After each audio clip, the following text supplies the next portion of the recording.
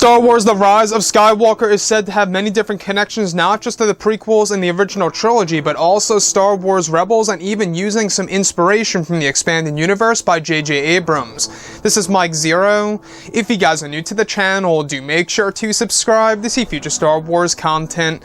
Now, one thing about this film that a lot of people are very excited about is, of course, exactly how JJ is going to utilize all of the different connections to, of course, Star Wars Rebels, the originals, and the prequels in an effective way in order to evolve the characters of Kylo Ren and Rey in this story.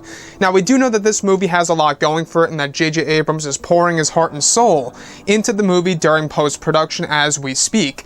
Now, these past couple of weeks or so, we've been learning a whole lot more about this film, and when it all comes down to one of the set leaks and the concept art descriptions, this is where things begin to get very exciting for Ahsoka Tano and the character of Rey. Now, specifically, it's described that one of the sequences that were shot during the month of November 2018 included Daisy Ridley as Rey on set in what appeared to be a cave of some kind. It's described to be a pivotal moment in the film within the second act of the movie that has to do with the Force. It's described that on set, one of the costume designs that were used for the scene was dubbed as Ahsoka's Guardian Robe. Additionally, it's described that this sequence involved Daisy Ridley holding the holocron of Ahsoka, where it's said that during post-production, voices of Ahsoka will be used to guide Rey through this cave location. It's unclear if this is the Lost City or a complete different spot in the galaxy. It's described that this scene will explore a piece of Rey's lineage in the film, and that the scene was a part of some of the rewrites during the fall of 2018. So I really want to go over a couple of parts about all of this as to why this really seems like it's going to be one of the great scenes within the second act of Episode 9. So one thing that we do know about this movie is that J.J. Abrams is really trying to go pretty much, out with a bang with this movie in order to end the Skywalker saga and to bring things full circle. So the character of Ahsoka Tano, a lot of people have been going through a lot of discussions about this on whether or not this is a good or a bad decision by Disney and Lucasfilm, JJ and crew, by incorporating a animated TV series character into live action form in some way, shape, or form in Star Wars The Rise of Skywalker. Now, first things first, I want to go over this sequence in which it's said to be a pivotal moment for the character of Rey that has to do with her lineage, or at least learning a piece of the story of her lineage in the second act of Episode 9.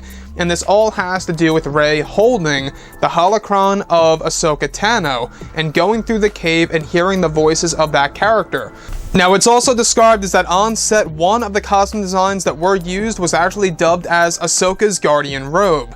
So what's really interesting to me is, of course, why would the robe of Ahsoka Tano be used in Star Wars Episode 9 as an actual outfit or a costume design that was used for this sequence in which Rey is going through a cave in which it's supposed to be a scene that actually answers some questions to Rey's lineage in this movie. But most of all, we do know that Ahsoka's holocron is going to have quite a bit of screen time in this movie for the character of Rey. And it really does bring up the question as to whether or not these voices that are going to run through Rey's head, that of course being Ahsoka Tano in Episode 9, are the same exact voices that we heard in the Mirror Cave and of course on Takodana in The Force Awakens. In case you guys are completely unaware, in The Force Awakens and The Last Jedi, on and off we do hear a female voice that reaches out to Rey saying Rey. And constantly, a lot of fans have been trying to figure out exactly, what those voices really are or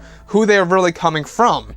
And there's a great chance now that in this particular scene in which Rey is holding the holocron of course, Ahsoka Tano and going through this cave, she hears the voices of Ahsoka. It's very well possible that now, in The Force Awakens and The Last Jedi, it was Ahsoka all along.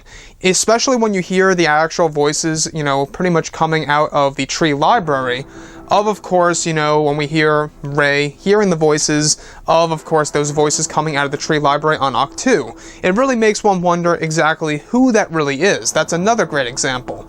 So this whole entire sequence, like I say guys, involving Ahsoka Tano's holocron, the costume design dubbed as Ahsoka's Guardian Robe, as well as other aspects of this movie that's really going to tie into Star Wars Rebels material, as well as borrowing a lot of elements from the expanded universe. Now, like I say, this scene is said to have a lot of Force lore in it, as well as answering a piece, just a piece of the story of Rey's lineage in Episode 9 through the voices of Ahsoka Tano and the actual holocron of that character.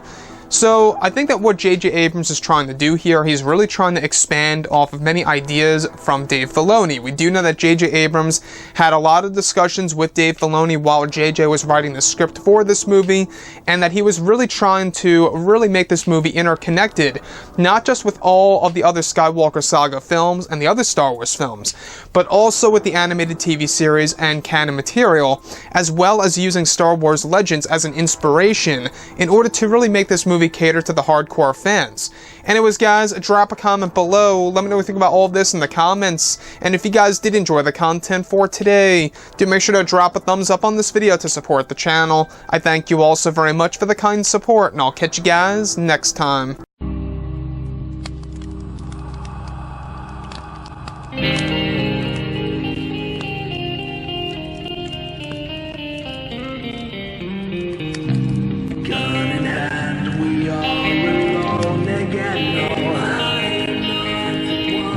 From night to moon, we hear them moans again.